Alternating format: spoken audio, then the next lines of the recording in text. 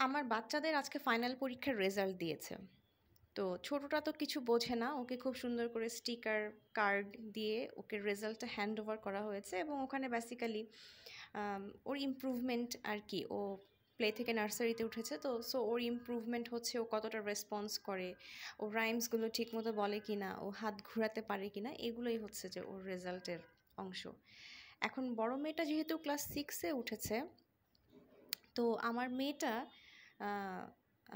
রেজাল্টটা পাওয়ার পরে আমাকে সে জিজ্ঞেস করছে, মা তুমি কি খুশি হয়েছো? তো তারপরে আমি ওকে যেই কথাটা বলেছি বেসিক্যালি এখানে আজকে সেই কথাটাই বলবো। সেটা হলো কিভাবে আপনি সুখী হবেন। এটা কিন্তু এই রেজাল্টের এই সিনারিওটার সাথেই জড়িত।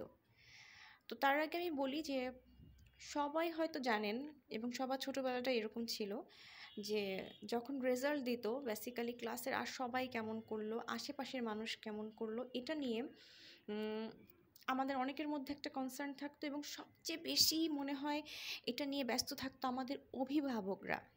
হ্যাঁ, যে পাশের বাসার অমুক বাচ্চার পা ধুয়ে পানি খা, ও তোর থেকে বেশি পেয়েছে, ও 90-এর উপরে মার্কস পেয়েছে। সো এতে আলটিমেটলি যে খারাপ করতো তার মনটা খারাপ হয়ে যেত এবং ক্লাসরুমেও দেখবেন যে আমার থেকে যারা খারাপ করতো সেটা শুনে কিন্তু অটোমেটিক্যালি আপনার ভালো লাগতো এবং আপনার থেকে যারা ভালো করতো সেটা শুনে অটোমেটিক্যালি আপনার খারাপ লাগতো। ঠিক আছে? তো আমি আমার মেয়েকে অ্যান্সার করেছি যে যে এর আগের টার্মে তোমার রেজাল্টটা কী ছিল? তো ও বলল যে মা এটা ছিল। তো আমি বললাম যে এইবার তোমার এভারেজ কত এসেছে? তো ও বলেছে মা এটা আসছে। তো আমি ওকে জিজ্ঞেস করলাম যে তুমি কি আগের থেকে তোমার এবারের রেজাল্টটা কি ভালো করেছো না খারাপ করেছো? ও বলেছে অবভিয়াসলি আমার মার্কস আগের থেকে ভালো এসেছে, সো আমি ভালো করেছি। সো আমি বললাম সো আমি খুশি। আমি এখন দেখতে যাব না ক্লাসে হায়েস্ট মার্ক কত এসেছে বা কে তোমার থেকে ভালো করেছে বা কি হয়েছে এটা আমি দেখতে যাব না। আমার এখানে মেইন ফোকাসটা হচ্ছে তুমি আগের থেকে তোমার রেজাল্টটা ভালো হয়েছে, তুমি ধরে রেখেছো এবং এগিয়ে গেছো। সো জীবনের সব ক্ষেত্রেই, শুধুমাত্র এটা তো রেজাল্টের ক্ষেত্রে না, প্রত্যেকটা ক্ষেত্রেই আপনি যখন আপনার পারিবারিক ক্ষেত্র বলেন, আপনার পার্টনার বলেন, আপনার ছেলে মেয়ে বলেন, আপনার কাজের ক্ষেত্র বলেন, আপনার পড়াশোনা বলেন, সব কিছুর ক্ষেত্রে আপনি যখন অন্যের সাথে নিজেকে কম্পেয়ার করতে যাবেন যে অমুকের এই ড্রেসটা ভালো, অমুকের চাকরিটা ভালো, অমুকের স্যালারি ভালো, অমুকের বাচ্চারা ভালো, হ্যাঁ, অমুকের বাসাটা সুন্দর, অমুকের হাজব্যান্ড ভালো, তখন অটোমেটিক্যালি আপনার মধ্যে না একটা দুঃখ কাজ করবে। কিন্তু যখন আপনি নিজের সাথে নিজের কম্পেয়ার করবেন, হ্যাঁ, তখন আপনার দুঃখটা চলে যাবে। সেটা কেমন? যে যে কোনো কাজ, আপনি হয়তো একটা জবে ঢুকেছেন, আপনার স্যালারি হয়তো আপনি 15,000 দিয়ে ঢুকেছেন, ঠিক আছে? এখন যে আপনার অফিসে 5 লাখ টাকা চাকরি করে, আপনি যদি তার সাথে নিজেকে কম্পেয়ার করেন আপনার তো খারাপ লাগবেই।